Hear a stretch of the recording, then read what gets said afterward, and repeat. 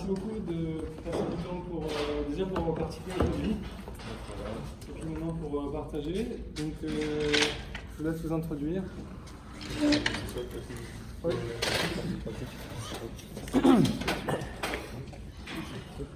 Alors, bonsoir. Donc, on est tous les deux étudiants à l'école polytechnique. Et donc, moi, je suis président et Benoît est vice-président de l'association, du Binet Développement Durable à l'école polytechnique, comme on l'appelle. C'est une sous-association du BDE. Enfin, voilà. Et donc, on est là pour, à l'école, notre but, c'est de promouvoir les enjeux du développement durable et plus généralement plus ciblé actuellement sur la transition écologique, parce que c'est l'enjeu majeur actuel. Le développement durable, ça fait une trentaine d'années qu'on en parle, mais actuellement c'est globalement les mêmes enjeux que celui de la transition écologique. Donc on essaie de promouvoir ça au sein de l'école. Donc ça passe globalement par essayer de rendre la vie sur le campus plus respectueuse de l'environnement, que ce soit au travers des activités élèves. Là, il y a beaucoup de travail à faire parce que souvent c'est fait avec peu de budget, donc tout va au moins cher. Et tout ça. Donc c'est pas forcément, on paye pas le vrai coût de nos activités. On essaie de faire changer un peu les mentalités par rapport à ça. C'est aussi avec les différents services de l'école qui nous touchent directement. Genre, on a milité pendant 1 an pour avoir un plat végétarien tous les midis et maintenant ça y est, les gens se régalent. Donc ça c'est le genre d'action concrète qu'on mène. Après il y a aussi essayer de négocier avec l'administration pour tout ce qui est gestion du chauffage ou des déchets pour que ça soit fait correctement. Donc là on est vraiment dans le territoire qu'est le campus, essayer de réduire l'impact et rendre ça plus propre. Ensuite, il y a un autre volet sur lequel on passe beaucoup de temps qui touche au cœur de ce que fait l'école, c'est-à-dire la formation des étudiants, où là on essaye d'informer, de former, de sensibiliser l'ensemble des étudiants de l'école et tous les utilisateurs. En fait, c'est aussi des gens de l'administration qui passent quand on organise des groupes de réflexion où on se pose autour d'une table et d'un bon repas. Au début, il y a un pitch qui est fait sur un problème, genre l'argent pollue-t-il, ou une question. Comme l'argent pollue-t-il, qui est celui qu'on a fait qui était le plus sympa, à mes yeux. Et donc, quelqu'un pose le problème, et ensuite, en mangeant, on en discute, on refait le monde. Donc, globalement, c'est un truc qu'on faisait, nous, entre potes, tous les soirs. Et on s'est dit, ce serait intéressant de le proposer aux gens qui n'ont pas forcément les amis pour en parler, de s'ouvrir au monde. Donc, on fait ça, c'est ouvert à tout le monde de l'école, ça marche bien. C'est un concept très sympa. Donc, ça, c'est un peu informel. Mais après, on organise un cycle de conférences où là, qui permet aux étudiants du cycle polytechnicien, du cycle ingénieur qui suivent ce cycle, et à la fin d'avoir un complément de diplôme, ça s'appelle ingénieur de demain. On a négocié ça avec la direction des études. Donc en gros, c'est 10 conférences qui posent les grands enjeux environnementaux. Ça commence par l'enjeu de l'agriculture de l'eau, agriculture, eau, finitude des ressources, énergie, climat. Et ensuite, ça décline sur 6 autres conférences sur des thématiques un peu plus variées. Ça va être le rôle des entreprises, de la recherche, la géopolitique du changement climatique, ou comment être acteur de la transition au sein de son entreprise. Et donc ça, c'est notre plus grosse activité. Donc on a eu 200 à 250 inscrits dans notre promotion, donc ça fait la moitié d'une promotion, c'est quand même non négligeable. Et c'est ce qui marque le plus les gens, de la formation sur les grands enjeux environnementaux. Ensuite, on a une autre activité, c'est vrai que j'ai oublié d'en parler, mais par rapport à l'aspect comment on est acteur du territoire au sein du campus. On a aussi créé l'année dernière un jardin agricole et botanique collaboratif ouvert à tous les étudiants que ça intéresse, où en gros pendant 2 mois on a construit une énorme terrasse en bois avec un toit pour s'abriter, tout ça, et autour duquel prend vie tout un jardin où les gens peuvent planter ce qui les intéresse. Il y a un suivi qui est fait par nos équipes pour qu'il y ait des essais en en permaculture, ce genre de truc. C'est assez sympa et ça reconnecte les gens à la nature. Il y a 1 mois, on a construit un poulailler, on a ramené des poules sur le campus. Ça détonne de tous les labos très high-tech. On a aussi les poules. Et ça, c'est donc aussi une de nos activités. Ensuite, donc ça, c'est une belle partie de ce qu'on fait. Mais il y a aussi l'idée que... Alors, nous, on aime faire ce qu'on fait. Mais actuellement, sachant que ça fait des décennies qu'on parle de développement durable et de la transition écologique, on sait maintenant que c'est super important, que le réchauffement climatique nous menace tous. On considère que c'est pas tout à fait normal que ce soit aux étudiants de s'en charger au sein de l'école, sachant qu'il n'y a pas de responsable développement durable, il n'y a pas de responsable RSE, il y a globalement personne qui s'occupe de ces questions-là à l'école. Donc, on fait un peu du lobby auprès de notre administration pour faire changer les choses en interne et institutionnaliser tout notre travail en fait. Donc à terme, on aimerait que l'association n'existe plus et que l'école fasse tout ce qu'elle doit. Mais ça n'arrivera sûrement jamais. Mais c'est aussi du coup un grand chantier qu'on a. Donc on a rencontré le président de l'école, a changé récemment. On l'a rencontré, on lui a présenté notre vision des grands enjeux auxquels doivent répondre les polytechniciens. Et dedans, il y a forcément la question de la durabilité, de la soutenabilité de nos sociétés, de la résilience aussi de notre système économique. Et donc, il a été très enchanté de notre vision. Enfin, il était tout à fait d'accord avec nous. Et donc, ça avance. Et on espère, d'ici 2-3 ans, avoir une formation aux grands enjeux environnementaux ou à la transition écologique pour l'ensemble des étudiants de l'école. Et aussi qu'il y ait une véritable réflexion sur comment produire la recherche à l'école, comment réduire l'impact de la recherche qu'on produit à l'école sur ces questions-là, et comment aussi dans toutes les questions d'entrepreneuriat et d'innovation qui sont traitées à l'école, comment on met ça dans la transition écologique et dans un système Terre aux limites physiques et en ressources finies. Des questions qui sont très souvent évitées.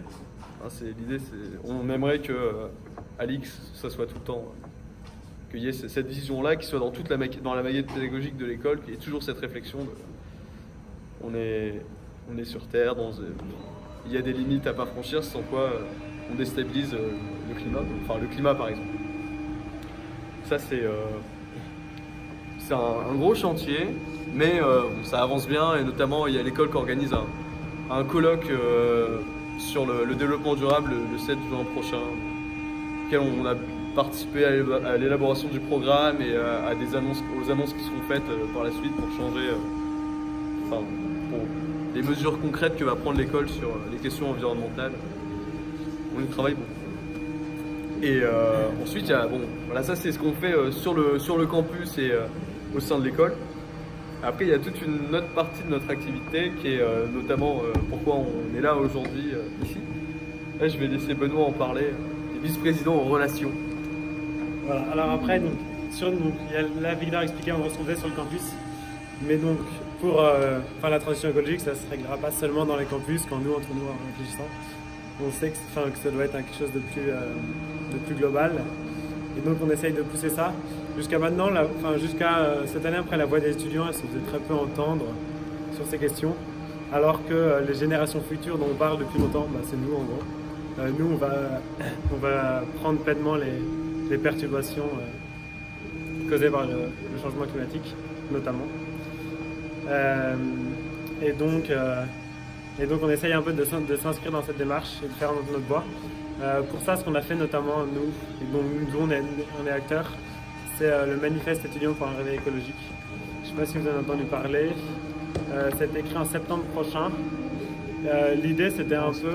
En septembre dernier, pardon. L'idée, c'était un peu... Donc nous, sur nos écoles, c'est un sujet qui nous concerne, qui nous inquiète. En tout cas, ça nous fait réfléchir ce sujet. On essaye de changer nos vies sur notre campus. Donc par exemple, de faire des potagers, de réunir nos chaînes, mais ça ne va clairement pas changer. Et la question du travail, de quel travail on fera plus tard, se posait. Et on se disait, pour l'instant, le monde économique, on ne le voit pas vraiment changer, prendre en compte ces enjeux. On se dit, à quoi ça sert de faire tout ça, de se déplacer à vélo si c'est pour aller travailler dans une entreprise qui contribue très largement au changement climatique. Donc on a écrit un texte qui disait ça, et qui disait que du coup nous aussi, nous étudiants, on était prêts à questionner nos zones de confort, à questionner nos choix de carrière, pour ne pas avoir à travailler en gros contre notre propre intérêt à long terme et dans un système qui va dans le mur en fait. Du coup, ce manifeste il a été signé par 30 000 étudiants. Il a eu une plutôt bonne résonance médiatique. On en a pas mal parlé dans la presse. Et donc maintenant on capitalise un peu dessus, voilà, en tant qu'étudiant. Donc on a un peu deux axes, on est parti sur 2 axes de travail. Le premier axe c'est l'enseignement supérieur. Donc c'est ce qu'on fait à l'IX, mais en gros ce qu'on veut c'est pousser dans toutes les écoles. Vu que nous on a des signataires dans toutes les écoles, et du coup on a un réseau un peu de signataires qu'il y a partout. L'idée c'est que aujourd'hui il y a plein d'étudiants qui sortent de leur études supérieures sans avoir jamais entendu parler des enjeux écologiques, alors que c'est clairement quelque chose qui va nous impacter, qui nous concerner. Donc ce qu'on demande c'est que dans chaque école il y ait une base de connaissances un peu commune et ensuite de compétences qui soient adaptées à ce qu'on apprend dans les écoles. Donc on nous donne un peu des clés pour savoir comment faire pour être plus résilient, pour travailler dans un monde plus durable. Donc pour ça, on donne des clés à tous les étudiants dans les écoles pour comment faire pour engager un dialogue avec l'administration et comment faire pour faire pression auprès de la direction d'enseignement pour que les cours évoluent. Et puis on est aussi en lien avec des acteurs du monde académique, avec la conférence des présidents d'université, avec le ministère de l'enseignement supérieur, avec la commission d'études d'ingénieurs, la conférence des grandes écoles, enfin différentes institutions comme ça, où on essaye avec eux, travailler sur qu'est-ce qu'on peut demander aux écoles, et puis aussi que eux appuient nos demandes et que ça aille dans ce sens-là. Donc ça c'est le premier travail. Le deuxième travail c'est plus du coup avec les entreprises. Le premier point c'est que donc on va porter aux entreprises nos revendications et le fait qu'on veut qu'elles changent. On veut bien les travailler chez elles à condition qu'elles changent et qu'elles entament une vraie transformation. Donc on va voir régulièrement des entreprises pour leur porter ce message. Et là on est en train de travailler sur un autre texte qui va sortir en septembre prochain et dans lequel on donnera à la fois des grilles de lecture des entreprises pour savoir lesquelles ont engagé des politiques qui prennent en compte vraiment les enjeux écologiques et lesquelles ne l'ont pas fait. Et donc on essaie de donner des outils un peu aussi pour déceler le greenwashing, pour savoir lesquels.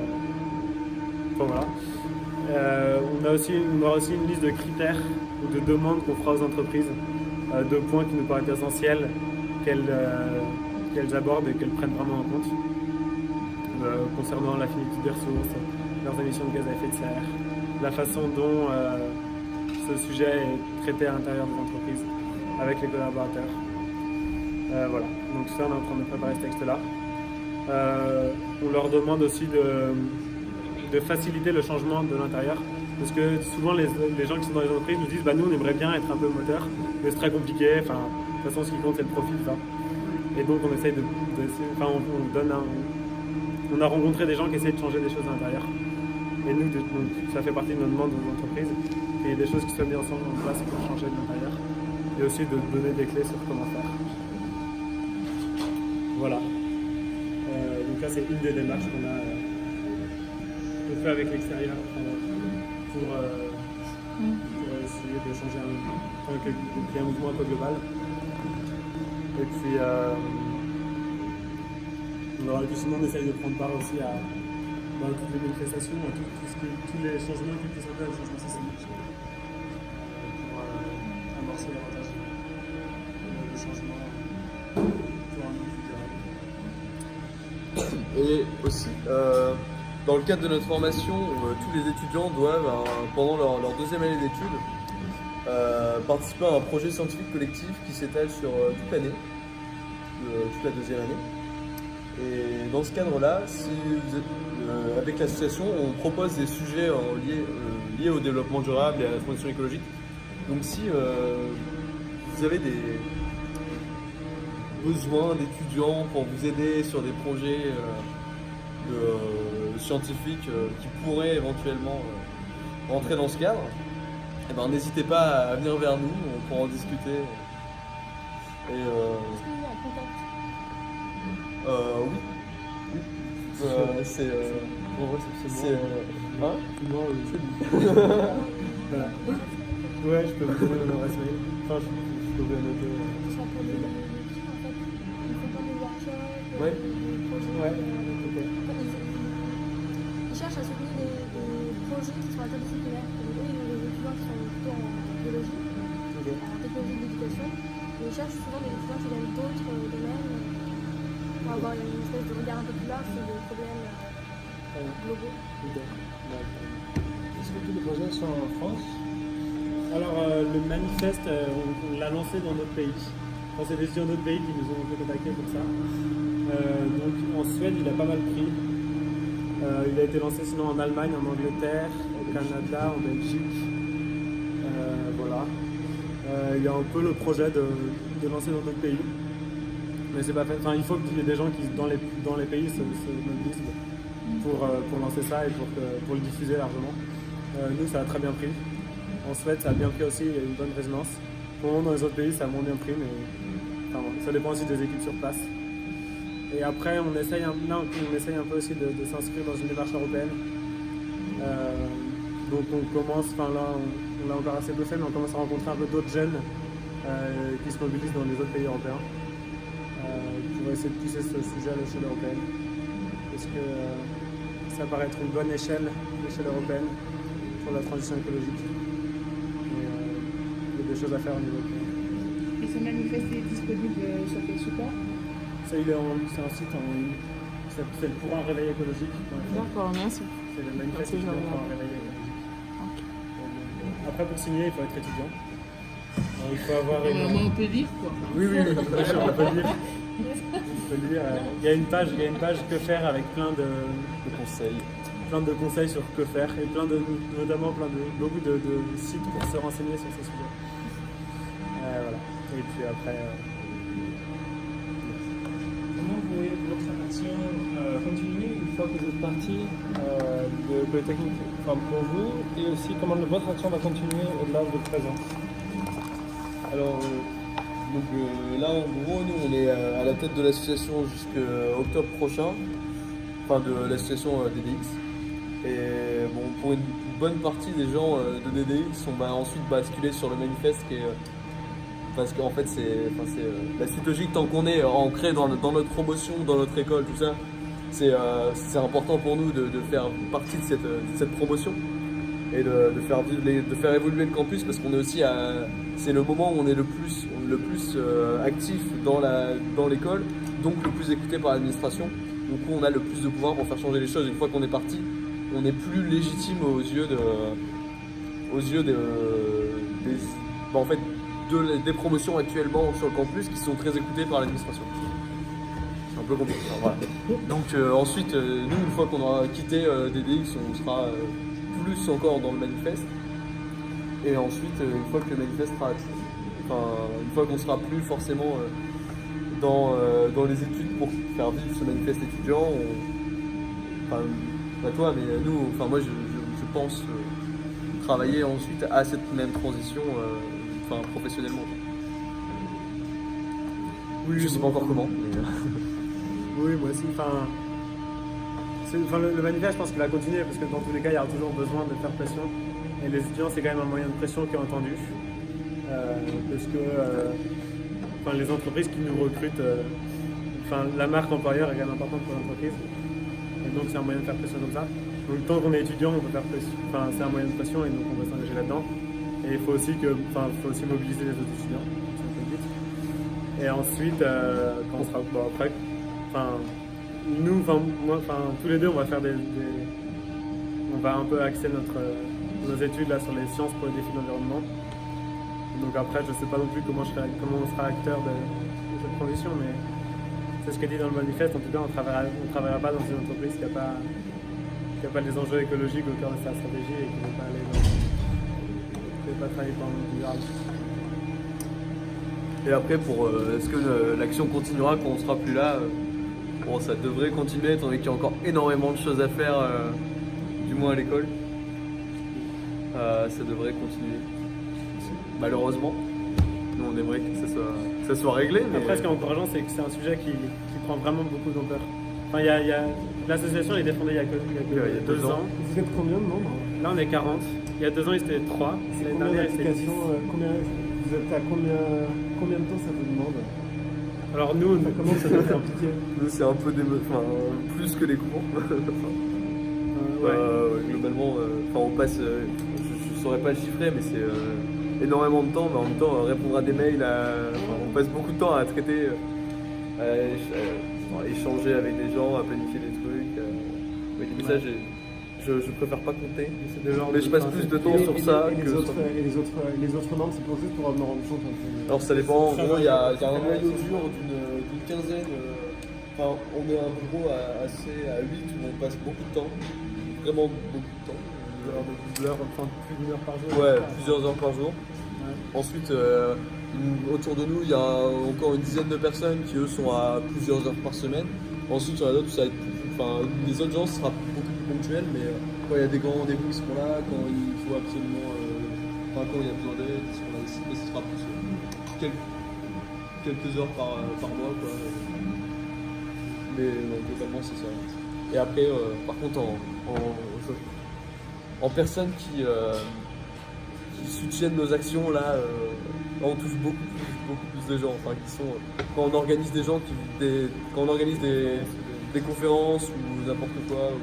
Et les conférenciers, vous invitez à vos conférences, ils viennent d'où?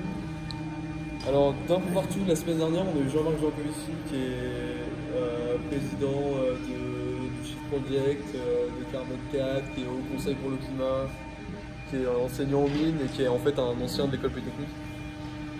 On a eu lui, on a eu Marc Duffinet qui était enseignant à AgroParisTech qui prône l'agroécologie partout dans le monde. On a eu Hélène Le Thénault qui travaille dans la transition écologique et l'économie sociale et solidaire, mais je sais plus pour une association qui j'ai plus le nom en tête. On a eu Gaël Giraud qui fait de l'économie, qui est chef économiste à l'AFD. Ouais. On a eu Jean-Michel Valentin qui est quelqu'un qui fait des études sur la géopolitique du changement climatique justement. Philippe Biwix travaille sur les ressources plutôt. En fait, comment on fait pour les trouver? Je sais pas, en fait, on lit dans nos lectures ou dans ceux qui sortent des papiers qui sont scientifiques souvent. On n'a pas grand monde de militants de l'agroécologique, mais plutôt scientifiques et académiques. Ouais. C'est plutôt ceux qui viennent. Parce que c'est aussi le langage qui parle aux étudiants de l'école. Les militants sont un peu. Les étudiants vont pas tendre la même oreille à des militants qu'à des scientifiques. Ça, c'est aussi à cause du public. Même si nous, ça serait intéressant aussi de faire venir des militants de certains qui sont les deux. L'un n'exclut pas l'autre. Souvent, ceux qui sont scientifiques, plus avec leur casquette de ceux scientifique. qui sont scientifiques sont souvent un peu militants parce que ça hurle. Quand ils travaillent sur ces. On peut être que militant quand on se rend compte des urgences. Mais est-ce que votre plus grand défi, ce serait pas d'avoir le plus de gens qui s'investissent dans l'association et dans l'école que de soutenir? Parce que j'ai l'impression aussi que c'est très facile d'avoir des gens qui adhèrent, des gens qui signent comme ça assez facilement à un manifeste, quel qu'il soit. Mais aussi, quand vous allez partir, j'ai l'impression que l'enjeu aussi, c'est quelles personnes qui vont s'investir, qui vont vraiment agir en fait dans ces questions-là. J'ai l'impression que c'est ça aussi le plus compliqué en fait. Là, il y a. En gros, il y a toute la nouvelle promotion qui est arrivée qu'il y a 2 semaines chez nous, parce que c'était en stage avant. Et l'idée, c'est jusqu'au mois d'octobre, on va recruter parmi eux les gens les plus motivés et un maximum d'entre eux. Mais après, le problème, c'est que dans les associations étudiantes, tout le monde est investi dans plein de trucs et n'a pas un temps illimité. Donc il y a aussi beaucoup de gens qui aimeraient nous aider, mais qui n'ont pas forcément le temps parce qu'ils sont déjà pris par plein d'autres choses. Mais est-ce que c'est valorisé par la pédagogie justement en fait, je me questionner sur l'évolution, sur la réception de votre action et de vos actions au sein du campus, même à l'extérieur, des gens faites venir, vis-à-vis des professeurs, vis-à-vis de l'administration. Comment c'est reçu? Ceux qui suivent le cycle de conférence, ils ont une mention sur le transcript des fins d'études. Donc c'est quand même, en gros, c'est nous qui choisissons qui on fait venir, mais c'est quand même reconnu par la direction de l'enseignement. Et ça, quand on va voir l'administration, on leur dit bah regardez, il y a 250 étudiants qui sont inscrits dans un cycle, qui font des heures sup pour être, des heures sup pour étudier la transition écologique. Ça me prouve qu'il y a un problème que ça leur manque et c'est des questions qui se posent, quoi. Donc ce levier-là, on trouve notre compte et en même temps aussi au niveau de la logistique, comment on fait pour se répartir les tâches correctement si on est trop nombreux pour être vraiment efficace. Et ça se complique aussi en termes de gestion des ressources humaines au niveau étudiant où on n'a qu'un volume d'heures variable. Et est-ce que vous savez si le programme a évolué justement en 2 ans aussi? En 2 ans, non. Mais dans les 2 prochaines années, on espère. Il y a une équipe qui travaille dessus, enfin avec des étudiants. Enfin, je veux dire, Ouais. En fait, on travaille avec le directeur de la formation et d'autres gens, des enseignants-chercheurs de l'école pour mettre en place dans le futur un cours sur la transition écologique. Un truc pluridisciplinaire qui serait entre commun. Mais est-ce qu'il n'y a pas quelque chose à faire plutôt que ce soit cantonné à un cours, quelque chose comme ça d'un peu optionnel, comme si c'était une option. L'option existe déjà. Mais en fait, ouais, mais que c'est en fait juste partout. En fait, c'est constant, c'est quotidien, Ouais, après, il faut aussi savoir que les cours à l'X sont assez particuliers. Enfin, ça va être des cours très très fondamentaux en maths, en physique. Et donc c'est un peu compliqué d'aller parler de transition écologique dans un cours de théorie de Galois ou des trucs que je comprends pas. Donc c'est ça, tous les cours se prêtent pas non plus à ça. Après, l'objectif, c'est que vraiment tout le monde suive ce cours-là. Parce que là, il y a déjà en 3e année un cours, des spécialités qui sont sur les énergies du 21e siècle, sur les sciences pour les défis de l'environnement. Donc ça, c'est suivi par un certain nombre de personnes grandissantes. Il n'y a que c'est que ça. Donc là, le but, c'est aussi le but du manifeste avec sur on travaille sur l'enseignement supérieur, c'est vraiment tous les étudiants et au moins un cours, au moins une formation. Et une formation pluridisciplinaire qui touche un peu tout. Ce serait bien que tous les cours évoluent et que tous les cours en parlent, mais bon, Mais est-ce que vous trouvez déjà qu'il y a une meilleure réception auprès des étudiants, qu'il y a quand même une meilleure écoute ou une meilleure compréhension de ce dont vous parlez, ou est-ce qu'il y a quand même aussi une bonne majorité qui ça passe au-dessus de la tête Le coup, en fait, en discutant avec les promos plus vieilles, il y a une vraie différence dans la perception du grand public. Mais globalement, c'est un phénomène qui se ressent aussi dans la population en général, quoi. Il y a eu des choses qui se sont passées récemment qui ont suscité l'intérêt du grand public sur les questions de transition écologique. Et c'est plutôt en grande partie. C'est plutôt une minorité, une faible minorité de gens pour qui c'est vraiment pas un problème, mais ça ne les regarde pas.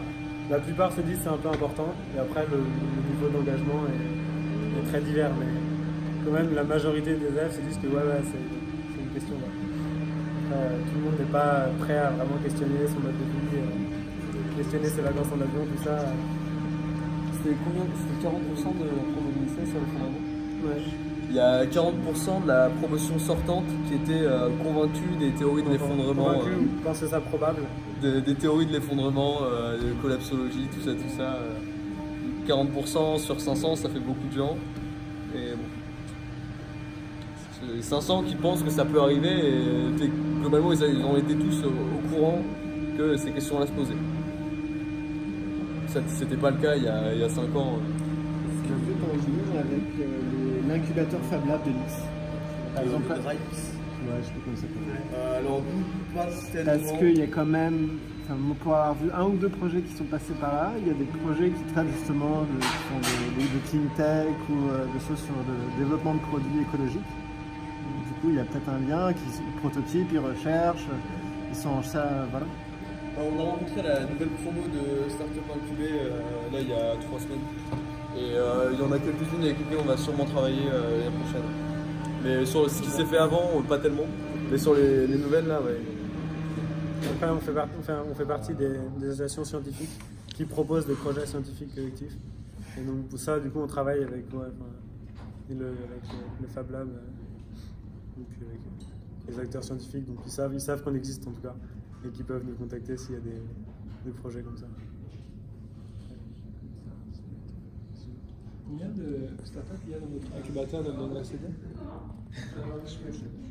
L'année dernière, c'est la première année. Ah, c'est à Toulouse. Il y en aura 8. C'est une petite dizaine de postes.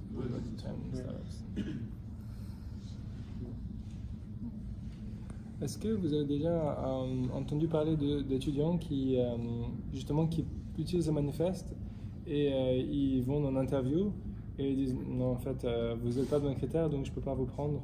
Est-ce que vous entendez ça, des retours comme ça? Dans les entreprises, Ou dans les étudiants qui adhèrent à vos valeurs et donc qui prennent ces décisions quoi, et qui vous le disent?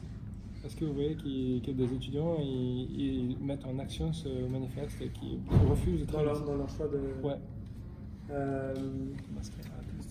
On a demandé un peu des retours. Là, je sais pas si... Enfin, le manifeste, il a juste quelques mois. Ouais. Ce qui est sûr, c'est que maintenant, enfin en tout cas, de plus en plus, les étudiants n'ont pas peur de demander aux entreprises quelle est leur politique environnementale et comment ils prennent ça. Avant, ils avaient... ouais. En tout cas, et puis c'est aussi ce qu'on pousse nous, du fait que c'est pas une question ridicule et qu'on va pas passer pour des écolos un peu extrémistes en demandant ça. Et donc, de plus en plus, les étudiants ils vont demander aux entreprises ce qu'ils font. Après, je sais pas s'ils... ceux qui sont convaincus et qui sont engagés se tournent souvent rapidement vers les acteurs qui travaillent déjà là-dedans. Ils ne vont pas forcément voir ceux qui vont pas forcément jusqu'au stade de faire l'entretien d'embauche.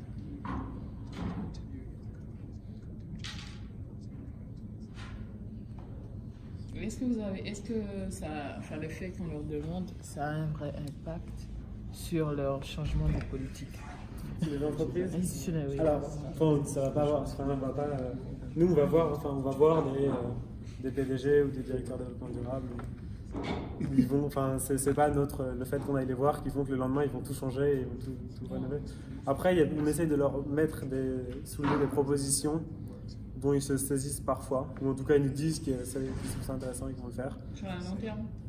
Non, mais par exemple sur le fait de former tous leurs collaborateurs aux enjeux écologiques, sur leur fait de mettre en place à l'intérieur des entreprises des cellules de tous les gens intéressés sur ces questions-là pour faire changer l'entreprise de l'intérieur. Certains disent bah oui, c'est pas une mauvaise idée, c'est pas compliqué à faire et on va le faire. Oui. Après, il y en a qui ont peur, ils ont un peu peur pour leur marque employeur.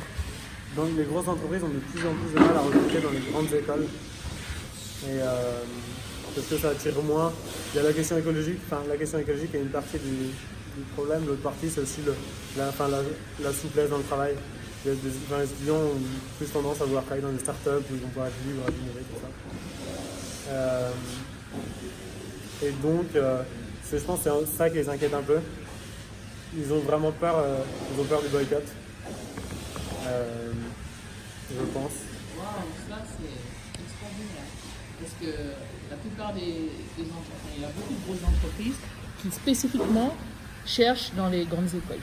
Donc le fait que les grandes écoles les boycottent par rapport aux questions environnementales et à leur politique de traitement de la question dans leur organisation, ça c'est vraiment extraordinaire. Alors nous, pour le moment, on n'a pas ciblé d'entreprises qu'on avait boycottées, mais les entreprises craignent ça.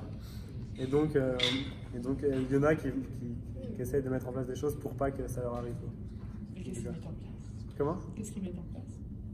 Bon, À part les formations, vous m'avez parlé. ils vont tous développer leur cellule, leur branche RSE, tout ça. Alors nous, ce qu'on demande par exemple, c'est que la branche développement durable ne soit plus une branche développement durable qui vont écrire leur rapport et qui vont essayer de changer les choses, mais qu'elle soit fusionnée à la branche stratégie, par exemple. Et il y a quelques là, j'ai rencontré une entreprise il y a 2 semaines qui avait fait ça, les mois précédents. Et donc ça, c'est typiquement le genre de changement d'entreprise qu'il faut faire pour que les gens qui soient conscients des problèmes écologiques soient plus entre eux et essayent d'améliorer les processus, mais qui réfléchissent directement à la stratégie au cœur de ce qu'ils vont faire. Après, les grosses entreprises, c'est des mammouths qui sont très très durs à changer. Et c'est très compliqué, mais en tout cas, si nous on a un petit moyen de leur faire pression, donc on utilise ce moyen-là pour... Si vous êtes venu dans Polytechnique, mais que vous sentez que c'est une école finalement qui n'avait pas beaucoup d'activités écologiques. Ouais. Pourquoi vous avez pris cette école? Et si vous n'avez pas pris cette école, dans quelle autre école vous seriez allé en fait? Qu'est-ce que c'est votre deuxième choix en fait? Si vous n'étiez pas un peu technique, quelle école vous seriez allé qui a vraiment cet agenda écologique et actif et c'est le cœur de leur enseignement? Le truc, c'est qu'avec le système de recrutement dans les grandes écoles d'ingénieurs, même si on avait déjà cette sensibilité, on ne se posait pas des questions aussi profondes quand on était en prépa à faire des maths et de la physique à longueur de journée. Donc ça n'a pas été super important pour nous. Enfin, en tout cas pour moi, la question ne s'est pas vraiment posée. Puisqu'à l'époque, je faisais juste des maths et de la physique. Et bon, Polytechnique, c'était une des meilleures écoles dans lesquelles je pouvais aller. Donc, je n'ai pas réfléchi plus loin que ça. Mais sinon, en école qui est active sur ces questions-là, je pense qu'il y a toutes les écoles qui dépendent globalement du ministère de la Transition écologique qui sont en avance sur les autres. Donc Agro-Paritech, les ponts, même si Agro est globalement en avance sur les ponts, très largement. Et sinon, il y a les mines de Paris à la rentrée prochaine, ils ont un cours obligatoire sur la transition écologique en première année. Ça, c'est bon. Ouais, il y a des écoles qui commencent un petit peu à bouger. Et qu'est-ce qu'ils font différemment de leur côté? Est-ce que aussi, qu'est-ce que c'est le contenu qu'ils ont justement? Est-ce que c'est ce que vous voulez avoir? C'est le même genre de contenu Dans le cours des mines, pour le coup, ça ressemble beaucoup à ce qu'on aimerait avoir. Enfin, c'est l'évolution du cours de Jean-Marc Jankovici, quelqu'un qu'on suit beaucoup. C'est sur l'énergie climat un peu. Comment c'est lié, quelles évolutions pour le climat, un peu ce que dit le rapport du GIEC aussi.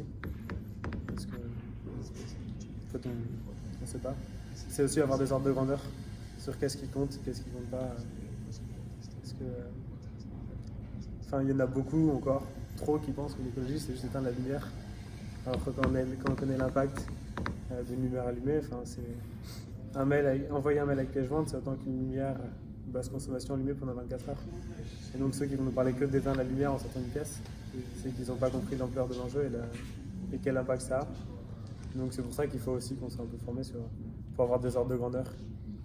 Et on prône en gros une écologie un peu pragmatique et pas dogmatique comme l'est souvent l'écologie.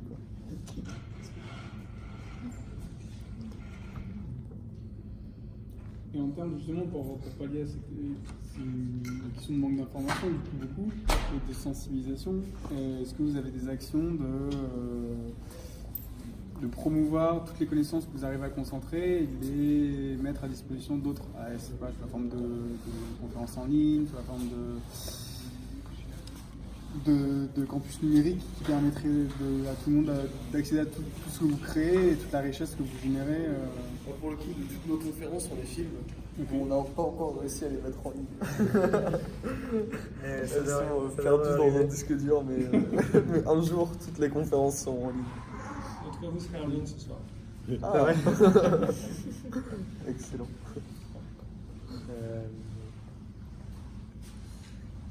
Mais après, en fait, en soi, l'information elle existe. Mais les étudiants et globalement les gens ne vont pas aller la chercher si on ne leur impose pas ou si on ne leur présente pas. C'est aussi la démarche de l'information de qualité et de comment. Parce qu'on connaît aussi tout le gros problème, le fléau des fake news et des fake sciences. Et il y a plein de gens qui s'informent comme ça et qui pensent connaître une vérité qui est à 15 000 km.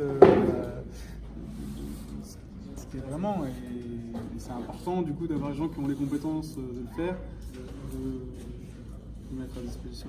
Dans la page que faire le manifeste, normalement c'est que des informations de qualité.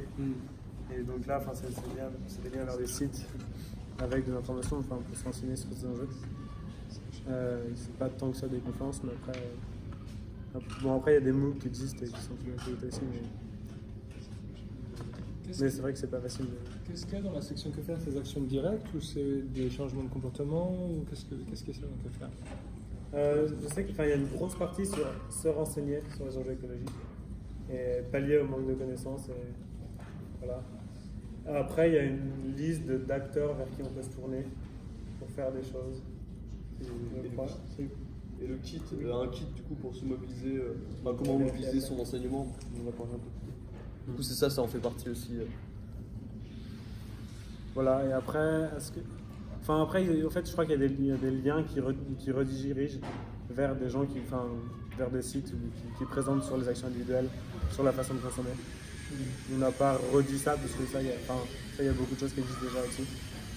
Mais on a remis des liens vers comment consommer de manière responsable. Je suis très curieux maintenant que vous avez fait toute cette réflexion sur le genre d'entreprise les critères, quel genre d'entreprise voulez-vous travailler, dans quelles entreprises? Est-ce que vous voulez par exemple, aller travailler chez Total pour le changer, ou est-ce que vous voulez travailler plutôt dans d'autres secteurs parce qu'ils sont déjà conformes à vos attentes? Qu'est-ce que c'est justement votre... Personnellement, oui, personnellement. Moi, personnellement, j'ai pas envie d'aller dans une entreprise, dans une entreprise sale, en gros, pour la changer. Parce que je pense que c'est long, c'est compliqué. Je pense aussi que il y a beaucoup d'entreprises comme ça qui vont chercher que des solutions techniques. Et moi, c'est pas vraiment ce qui m'intéresse de faire des choses très techniques pour améliorer leur processus. Et donc moi, je me vois plus travailler soit dans le public, soit dans une entreprise de l'économie sociale et solidaire, dans une entreprise plus souple et qui va vraiment qui est vraiment plus résiliente. C'est ça laquelle? Non, pour l'instant, je sais rien. Là, il me reste encore 2 ans d'études. Là, je vais faire un stage à l'AFD. Ça, c'est le genre de structure, c'est public du coup, mais qui me paraît intéressante parce qu'il traite vraiment des questions majeures et voilà. Et des questions de développement des pays qui est aussi un gros enjeu. Moi, je suis plutôt du même avis. C'est vrai que c'est long et compliqué de changer dans une grosse entreprise et du coup, plutôt l'économie sociale solidaire ou travailler à faire changer les règles, donc soit au travers des administrations publiques ou des ONG, pourquoi pas. Est-ce que vous êtes prêt à prendre la coupe de salaire? Est-ce que c'est quelque chose qui vous intimide ou est-ce que c'est quelque chose au contraire c'est un choix de vie? Vous pensez qu'il y en a beaucoup qui vont faire le même choix que vous? Moi, je pense que ça dépend de l'engagement des gens. Après, c'est pour ça que du coup au manifeste, on ne dit pas qu'on va juste tous boycotter parce qu'il y en a qui ne sont pas prêts à faire ça. Et pour qui c'est important d'avoir mon salaire. Moi, c'est pas mon cas. L'idée, moi, je préfère avoir un travail qui me plaît et dans lequel je me sens vraiment utile. Et l'idée, c'est aussi que la coupe de salaire qu'on peut avoir maintenant, c'est juste... de toute façon, on paiera l'addition à un moment.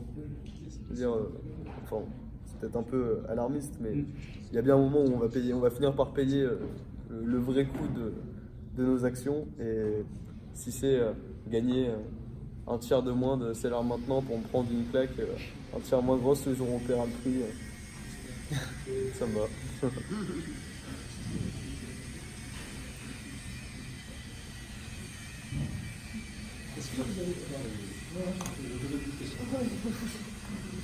Juste revenir sur le jardin et le potager, je me demande comment ça a été accueilli dans l'école en fait, parce que de se dire je vais aller jardiner ou m'occuper des poules dans mon école, c'est peut-être un peu difficile de s'imaginer faire ça au début en tout cas. Donc je me demandais comment ça avait été accueilli. Pour le coup, on vit tous sur le campus, donc le jardin est juste à côté des logements où on passe globalement tous, où on vit tous. Donc c'est chez nous. Il y a vraiment le campus, c'est vraiment notre maison pendant 2 ans. Donc c'est juste un jardin. C'est un endroit de plus où on peut aller se poser au soleil et puis jardiner. Ça plaît pas. Il y a des gens qui prennent pas le temps d'aller jardiner, mais nous on le prend et ça nous amuse. Et les poules, ça fait que quelques semaines qu'elles sont là, donc tout le monde n'y est pas encore passé, mais. Je crois que dans la promo, globalement, tout le monde trouve ce lieu sympa. Parce que c'est un peu proche de la nature, la structure en bois est cool, c'est bien pour... Quand il y a du soleil, c'est bien un pour des se seuls poser. lieux où on peut se poser en extérieur, qui n'est pas trop loin des logements. Après, tout le monde ne va pas jardiner, il y en a qui se fait plutôt marrer qu'on soit là jardiner. C'est marrant ces écolos. Maria demande, est-ce que vous mangez la nourriture que vous produisez la nourriture que vous mangez? Pas tout, mais on mange tout ce qu'on produit, mais on ne produit pas tout ce qu'on mange. Après, du coup, nous on ne s'occupe pas de ça, mais il y a d'autres. Margot qui était là lundi, elle s'occupe de ELS, qui est l'épicerie locale solidaire et éthique. Donc là, c'est une épicerie qui est tenue par des élèves qui travaillent avec des producteurs d'à côté et qui proposent des légumes ou même des produits vrac. à toutes les écoles, et même aux chercheurs, tout ça. Et donc, on peut se nourrir comme ça. Et c'est un business model, donc elle fait ses études en tenant l'épicerie. Non, par contre, c'est gratuit, c'est bénévole. Ah, Donc, ça lui prend beaucoup de temps, mais elle fait ça bénévolement. Bah après, on a la chance d'avoir des études qui nous sont payées par l'État, qu'on rembourse après. Oui, donc, ouais, elle fait ça. Ah, et aussi, on est en train d'essayer avec. Bon, c'est dans le cadre de l'association. En fait, donc, globalement sur le campus, chaque bâtiment est équipé de plein de cuisines et en gros, les étudiants mangent par section dans lesquelles on est regroupé administrativement et, pour les séances de sport. Et donc, on mange tous dans les mêmes cuisines, par groupe de 30 à 50 dans des cuisines communes. Et en gros, l'idée, c'est que tous les étudiants se font livrer leurs courses par des supermarchés au pied des bâtiments. Et donc, on s'est dit que ça serait peut-être intéressant d'essayer de faire la même chose, mais avec des produits plus proches de nos valeurs. Et du coup, on a commencé un partenariat avec une épicerie bio locale de la ville à quelques kilomètres de là qui, plutôt que de nous livrer des courses de supermarché de qualité critiquable, on se fait livrer des super produits bio. Et c'est vrai que c'est pas, au final, économiquement, c'est tout à fait comparable et on mange bien mieux. Ça fait plaisir. Et on espère réussir à convaincre plein de gens de faire ça dans les semaines à venir. Parce que c'est bon pour leur santé, c'est bon pour la planète. Et aussi, l'alimentation, c'est un bon moyen d'ouvrir les consciences sur l'enjeu écologique de manière plus large. Et votre production d'œufs par jour, c'est quoi? Pour le moment, alors on avait 5 poules à la base, mais il y en a 2 qui sont mortes. Alors, elles ont mal vécu le changement d'environnement. Non, le fait d'être déplacé. Et donc là, pas beaucoup. Il faut moins d'un œuf par jour, les 3. Donc, moi, j'en ai mangé un pour le moment. Depuis quelques semaines qu'ils sont là. Mais, ça va grandir doucement, c'est le début. Déjà, c'était compliqué d'avoir l'autorisation d'avoir des poules. Ce qu'ils ne voulaient pas, pour des raisons d'hygiène. Ce genre de normes qui ne sont pas très utiles. Bref, mais du coup, on en a maintenant. On va pouvoir un peu développer ça. Voilà. Et dans votre épicerie, donc il y a des produits qui sont menés par les producteurs, Oui. vous avez parlé, et vous n'avez aucune production, vous n'avez pas commencé, à faire des confitures, Non, vous n'avez pas eu d'en faire, Alors, il y a une association sur le Des campus bonbons, qui des produit du miel et il y a plein quelques d'épices. rues. Il y a quelques rues sur le campus. Mais pour le coup, c'est pas à vendre. Mais c'est sympa d'avoir un truc de chez vous, Ouais. du miel de chez vous, plein d'épices de chez vous. c'est cool. Comme les légumes qu'on produit, nous, au final, ils sont. N'importe qui peut venir et se servir, quoi. C'est vrai? Mm. Bon, il n'y en a pas énormément et pas les os, c'est loin. Oui, c'est vrai. Est-ce que vous pensez que votre modèle est réplicable par des écoles qui ont moins de ressources que vous, par exemple, moins d'influence que vous faites à votre avis, est-ce que votre modèle est réplicable par d'autres personnes? Alors pour tout ce qui va toucher à la vie, réduire l'impact environnemental de la vie sur le campus, ça je pense que c'est vraiment à portée de n'importe quelle école et c'est le plus simple à mettre en place. Après, pour faire changer les programmes et mobiliser l'administration, là ça va dépendre énormément de l'établissement et pour le coup, l'école polytechnique a quand même une assez grande flexibilité et est très attentive à ce que les élèves pensent. Donc chez nous, au moins on nous écoute et les choses peuvent changer. Et je suis pas sûr que dans toutes les écoles, l'administration soit autant à l'écoute et que ce soit aussi simple de changer les choses. Après, je pense que dans toutes les écoles, on peut demander, et les cours doivent pouvoir évoluer dans tous les cas. Même si ça ne sera peut-être pas aussi facilement.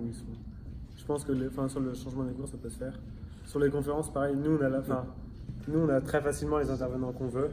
Parce Et que c'est Paris aussi, Ouais. ça joue beaucoup. Enfin, on n'est pas loin de Paris. Et puis les intervenants sont d'accord pour venir parler à la Polytechnique. C'est vrai que dans toutes les écoles n'auront pas forcément les mêmes intervenants, mais ça n'empêche pas de faire des conférences. Nous, le cycle de conférences, tout le monde pourrait le faire.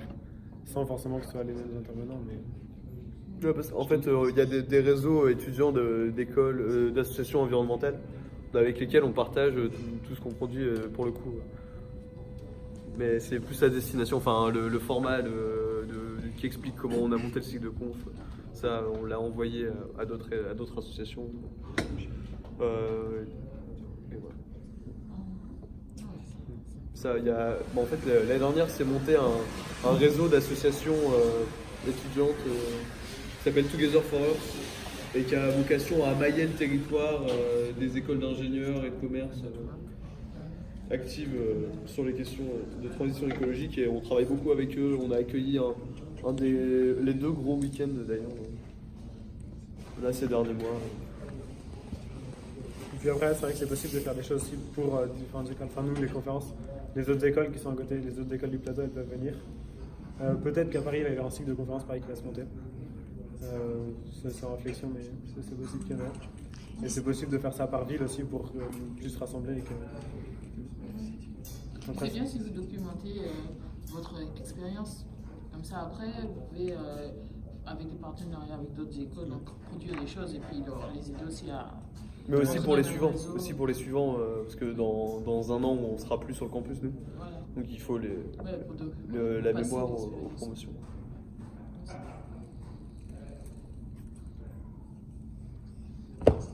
Du coup, on n'est pas vraiment acteur de l'eau.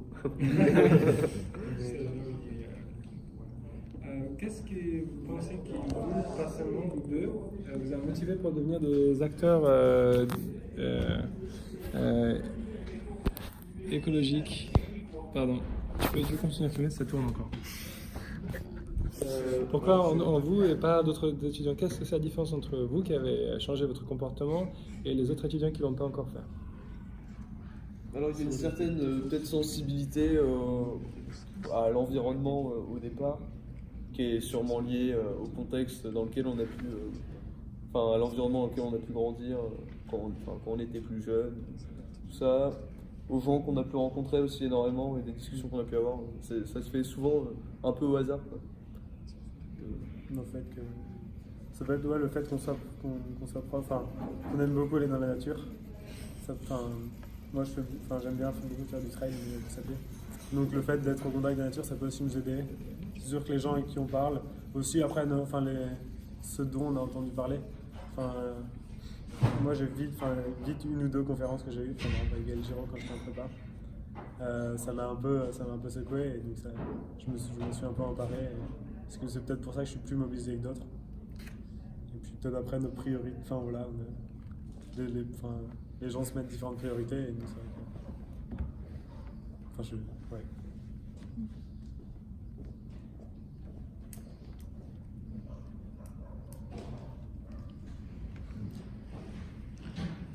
Est-ce que vous n'êtes pas tenté de créer vos propres entreprises aussi? Parce que vous avez l'air très entrepreneur. Au lieu de travailler pour d'autres personnes, vous êtes très visionnaire, très actif. Ça vous donne pas... J'imaginerais presque que vous avez le potentiel de créer vos propres entreprises. Peut-être. Après, on a globalement beaucoup de réflexions en commun, et on a surtout l'impression qu'il y a un problème systémique où est-ce que l'entreprise d'elle-même peut changer ce système, où là on n'a pas la réponse, quoi. Et il y a aussi, moi j'aurais plus tendance à me tourner vers changer les règles du jeu que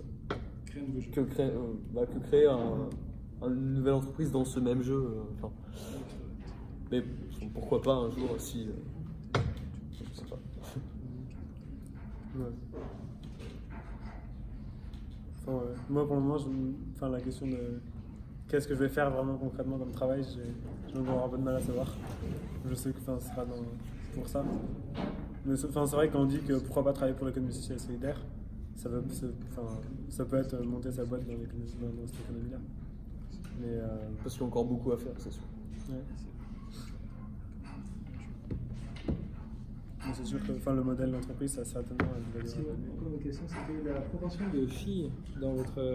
Est-ce que c'est quelque chose qui touche les garçons plus les filles?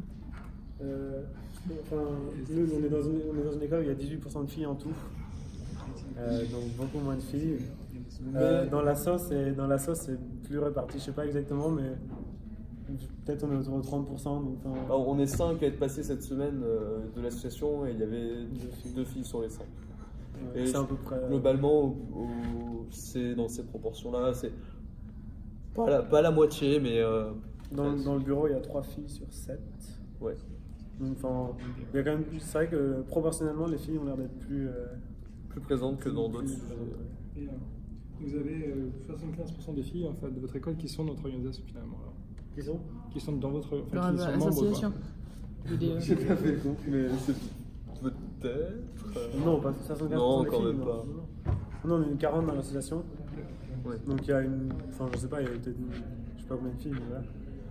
Ça ferait une quinzaine et sur les 500 de la promo, ça fait une quinzaine de filles.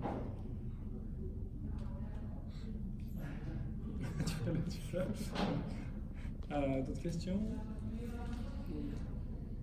Quand tu étais prof à l'école, est-ce qu'il y avait des questions écologiques comme ça qui venaient dans les étudiants ou vous en parlez pas du tout d'écologie? Si, un petit peu. Ça fait... Moi j'étais prof il y a... Dans 30 ans. Pendant 30 ans, mais il y a 10 ans, il y a 8 ans, j'ai pris retraite. Au début, on ne parlait pas du tout d'écologie. Et petit à petit, on commence. Parce que c'est l'école d'architecture de Versailles, j'étais. Au début, je n'étais pas tellement sensible, mais petit à petit, ça commence à s'intéresser au sujet. Et au début, il y avait beaucoup de garçons, il n'y avait pas beaucoup de filles. Il y a 30 ans, quand j'étais prof, le premier mois, la première année. Et petit à petit, ça commence à changer.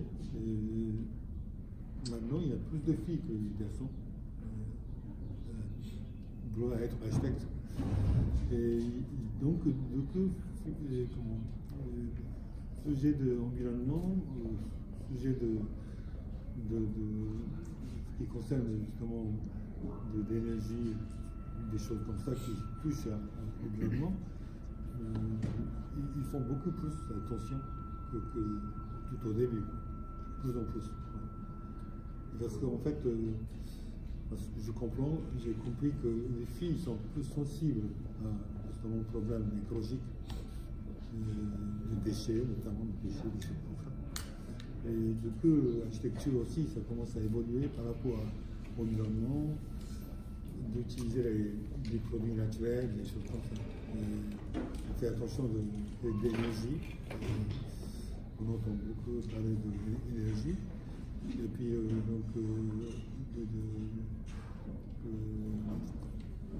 comment on va développer le bâtiment, et va vieillir le bâtiment, tout ça. Ça rentre en jeu important dans l'avenir.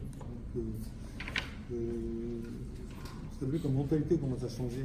Votre école, c'est pareil. Et que l'école d'architecture aussi est énormément changé, énormément évolué. Merci beaucoup. On vous comprend parce qu'on retient en fait la bonne ménage. Merci beaucoup. Pas de travail. Merci. Est-ce que je peux avoir votre email? Il y a des gens qui veulent demander de vous écrire. Je vais l'envoyer sur la liste. Avec travers. Vous avez votre email en c'est bon.